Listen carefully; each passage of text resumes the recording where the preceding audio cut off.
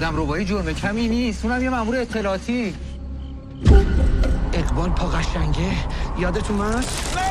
نریز خدا تعالی اسمش پوشم هم نخورده. شما ببینین خودشه یا نه؟ فکر نمی کردم خودتو اینجوری اسیر بکنی. ببین ما قاتل نیستیم. مطمئنی خودشه؟ نه که فاقو را زر آورده اینجا.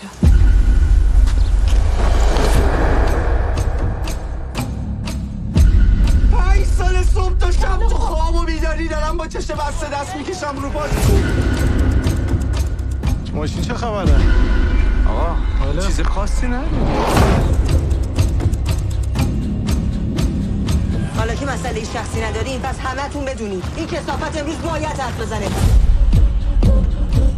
هر چقدر جلو سر بری بیشتر هم فرو میری. آخرش همتون هم غرق میشین. من خودم زن و بچه دارم میفهمم چی داری میگی.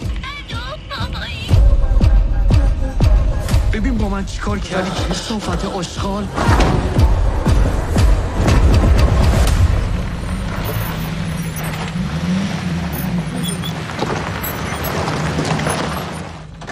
حالا میخوای چیکار کنی؟